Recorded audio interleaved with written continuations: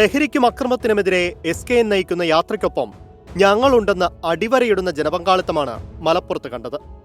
തിരുമാന്താംകുന്ന് ക്ഷേത്രത്തിനു മുന്നിൽ പാണക്കാട് മുനവറലിത്തങ്ങളും ക്ഷേത്ര ഭാരവാഹികളും യാത്രയുടെ ഭാഗമായി. തീർച്ചയായും ഇത് വലിയ ആപത്ത് സാമൂഹ്യ വിപത്തായി കാണുകയാണ്. നമ്മുടെ എത്രയോ കുടുംബങ്ങൾ കൃത്യമായി നേരിടുക എന്നുള്ളതാണ്. അത് സാമൂഹികമായിട്ടും അത് താങ്കൾ ഏറ്റെടുത്തതിൽ വലിയ സന്തോഷമുണ്ട്. താങ്കളുടെ ഈ നല്ല ഉദ്ദേശത്തിന് ഞങ്ങളുടെ എല്ലാ സപ്പോർട്ടും പിന്തുണയും. വളരെ സന്തോഷം. Thank you. പെരിന്തൽമണ്ണ വാക്വേയിൽ വിവിധ കൂട്ടായ്മകൾ പിന്തുണയുമായി എത്തി.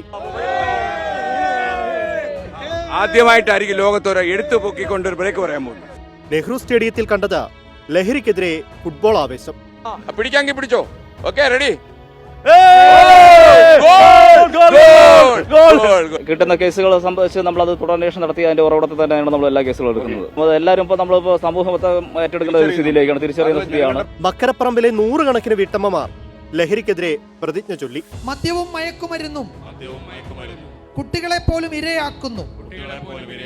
നിരപരാധികൾ ലഹരി വലയിൽ ബലിയാടാകുന്നു. എഡ്രിക്കോട് PKMMHS സ്കൂളിൽ ലഹരിക്കെതിരെ കലാപ്രകടനങ്ങൾ അരങ്ങേറി.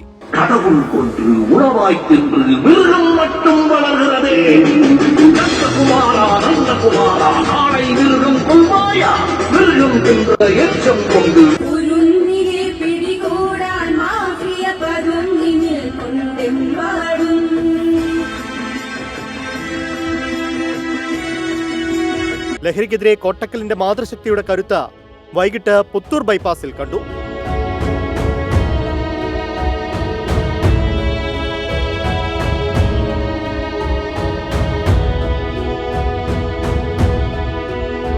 പൊതുസമ്മേളനത്തിൽ ഐക്യദാർഢ്യത്തിന്റെ പങ്കാളിത്തം ശ്രദ്ധേയമായി. ഈ നാട് നിങ്ങളോട് ആവശ്യപ്പെടുന്ന ഒരു കാര്യം, നിങ്ങൾക്ക് ഈ നാട് എന്ത് ചെയ്തു എന്ന് ആലോചിക്കുന്നതിന് പകരം നിങ്ങൾ ഈ നാടിന് എന്ത് ചെയ്തു എന്നാലോചിക്കാനുള്ള സമയമാകുന്നു. രാഷ്ട്രീയത്തിനും മതത്തിനും സമുദായത്തിനൊന്നും പ്രസക്തിയില്ല.